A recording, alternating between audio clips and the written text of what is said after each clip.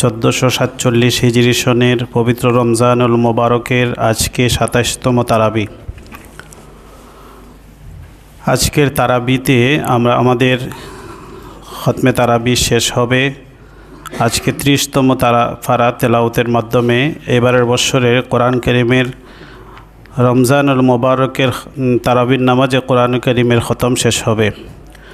খুবই সৌভাগ্যের বিষয়, আমরা যারা একদম শুরু থেকে আজকে পর্যন্ত আমরা যারা অংশগ্রহণ করতে পারলাম, কোরআনুল কারীমের শুরু থেকে একদম শেষ পর্যন্ত কোরআনের তেলাওয়াত আমরা নামাজের মাধ্যমে শুনতে পেলাম। এটা আমাদের জন্য, আমাদের জীবনের জন্য বিরাট একটি পাওনা। আজকে যদিও কোরআন কারীমের খতম শেষ হয়ে যাবে, কিন্তু তারাবির নামাজ কিন্তু শেষ হবে না। তারাবির নামাজ একদম শাওয়ালের চাঁদের দেখার আগ পর্যন্ত তারাবির নামাজ চলবে। আজকে আমরা 30তম পারা তেলাওয়াত করব। এই 30তম পারার সূচনা হয়েছে একটি সূরা, গুরুত্বপূর্ণ একটি সূরা, সূরা নাবা। আম্মা ইয়াতাসাআলুন আনিন নাবাইল আযীম।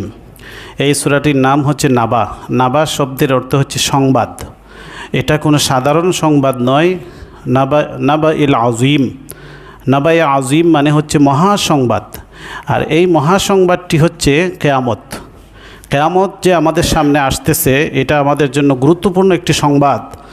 এই সংবাদটাকে আল্লাহ স্মরণ করিয়ে দিয়েছেন আনিন নাবাইল আযীম।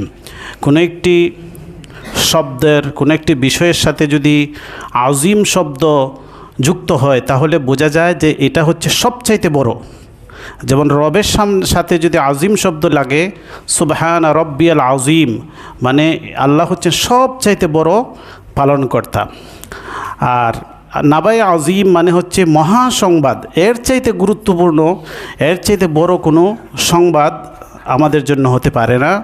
আল্লাহ আমাদেরকে স্মরণ করাই দিচ্ছেন যে এই মহাসংবাদটাকে তোমরা ভুলে যেও না। আনিন নাবাইল আযীম আম্মা ইয়াতাসাআলুন।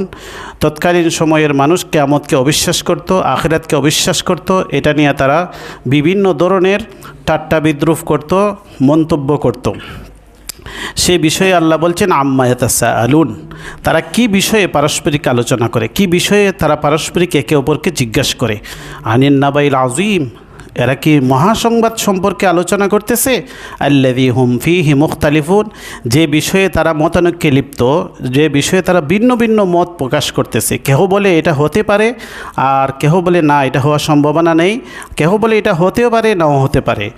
তো আল্লাহ বলেন এটা, এই যে তারা দ্বিধাদ্বন্দ্বে ভুগতেছে, কাল্লা, না কখনো নয়। তারা যা ভাবে, তারা যে সন্দেহ করে এবং এটা নিয়ে তারা ঠাট্টা বিদ্রূপ করে, এটা তাদের ঠিক নয়। আমি বলছি সায়ালামুন, আল্লাহ বলছেন যে অচিরেই তারা জানতে পারবে।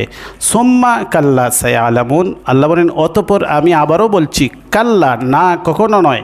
তারা যা ভাবে তা নয়, আমি বলে দিচ্ছি সায়ালামুন, তারা অচিরেই জানতে পারবে। এই ঘটনাটা যে ঘটে যাবে, এতে কোনো সন্দেহ নেই। সামনে আমাদের জন্য এই মহা সংবাদের যে বিষয়টা, কিয়ামত আমাদের সামনে রয়েছে। এই বিষয়টা আল্লাহ আমাদেরকে এই সূরার মধ্যে স্মরণ করিয়ে দিচ্ছেন। আমাদের জীবন যে কোনো মুহূর্তে আমাদের জন্য শেষ হয়ে যেতে পারে। আমাদের যখন মৌত এসে যাবে, এই মৌতটাই আমাদের ব্যক্তিগত কিয়ামত।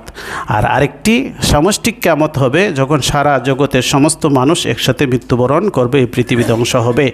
এরপরে আবার আমাদেরকে আল্লাহ জীবিত করবেন। আল্লাহর সামনে আমাদেরকে সবাইকে দাঁড়াইতে হবে, জীবনের হিসাব নিকাশ আল্লাহর কাছে দিতে হবে। আল্লাহ পাক রব্বুল আলামিন যেন আমাদেরকে সেই হিসাব নিকাশ যেন সহজ করে দেন, আমাদেরকে যেন আল্লাহ মাফ করে দেন। আমরা সবাই দাঁড়িয়ে কাতার সোজা করি।